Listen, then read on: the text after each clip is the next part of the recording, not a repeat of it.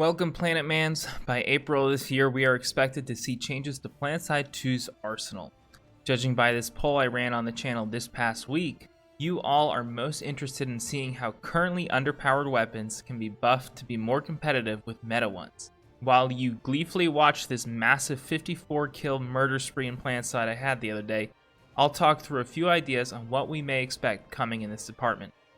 First off, we have got to talk about the starter weapons. All of them are typically great, make no mistake, especially after some of the changes we saw with the new player experience update this past summer. The issue, however, is that we move on from them without any remorse. Only the starter LMGs are valued enough to be reliably used after amassing enough certs to justify new weapon purchases. In the past, the game has been designed to entice one to buy other weapons ASAP, but that strategy no longer fits what the game needs now. What I'm getting at with that point is that new players aren't becoming paying ones for many reasons, but a large one is that they feel that their starter weapons feel underpowered even when that new player is categorically wrong. They sound tinny, sure, but the real crux seems to be that they don't do what other weapons do, and that's excel at something, anything. The starter LMGs are able to do it, thank goodness, but the others, not so much. I don't think massive tweaks are needed since they would likely make some other weapon obsolete, but starter weapons should primarily benefit the new player experience, not the effort to monetize. The way I see it, players who've left the game put in no money compared to those who play for years. With that being said, if you are a new player, first off, check out my video coming out on Saturday detailing what you should spend your first 1,000 certs on, and then later on, check out my top 10 weapons video that you can watch in the top right corner now. Undoubtedly, I'll be updating that video with a new list after these new updates come out, so be sure to subscribe and stay tuned. With that out of the way, my next thought is that I believe a revisit to a few black market weapons is in order. These are the ones purchasable with A7 in the Sanctuary. If we are going to have a mission-locked currency to purchase these, they should be worth the grind. I don't think it's bad to have these weapons be more niche than other options and gimped in certain areas, but I am genuinely not interested in much of anything there is to offer with black market weapons past the Kuwa. Another universal change to Planetside 2's weapon arsenal would be more options that blur faction lines.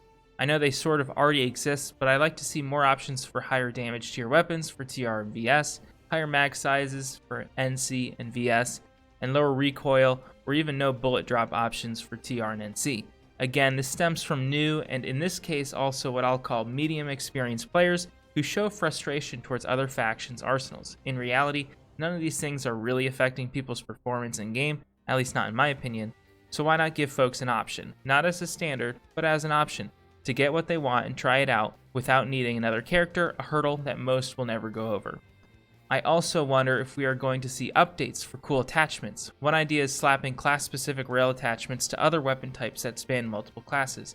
Right now we only have the Punisher SMG, but this could be a good way to promote other low-utilized battle or scout rifles as well. Speaking of scout rifles, I'd like to see them brought up to a competitive nature that is closer to the new and sexy Doku battle rifles such as the Dragoon and Obelisk.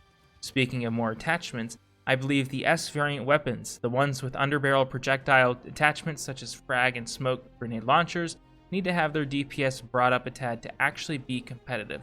I think the Kuwa is an example of doing this perhaps too much, but you shouldn't only see people who are obviously looking to simply spam grenades using these weapons.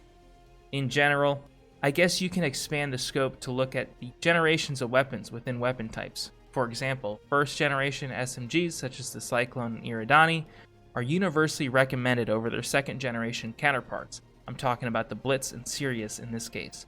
Slight tweaks can easily be made to make the more dusty options viable. Lastly, I want to see sidearms, particularly faction-specific options, become competitive. Nobody wants to use anything not named the Commissioner, Underboss, or Pilot unless for specific circumstances. This touches on a larger point as well that shows up throughout Planetside 2's arsenal, but I think NS Sidearms highlight it best. And that's how Planetside 2 has chosen a few, quote, winners that we have as players happily lived with and which Planetside 2, the business, has benefited from monetarily. Typically, these weapons are NS, so they are available to all factions, they have lots of different skins available for purchase, and in the case of Sidearms, are available for multiple classes. I understand why it's done, but I think after 9 years, it may be time to invest in other options to let the existing population branch out. Closing up here, it's important to realize that what's coming is going to be big. Even if your loadout weapon choices don't change, everyone else's will, and that will change how you counter them in-game. Additionally, a competitive arsenal of competing options is going to mean that, without additional gameplay elements added, lots of weapons will begin to look more similar to one another than ever before. It will be interesting to see how the metas shift, or even if meta weapons will still be a thing. I'd also be interested to see if we all need to counter many different features of weapons, would that indirectly buff starter loadouts that are typically tooled to do just that? Let me know your ideas in the comments down below. I read and respond to each one. Be sure to like and subscribe as well if you enjoyed the video, and chat with me on Twitch about what could come later in this year. Link in the description below. Until then, I'll catch you on Araxis.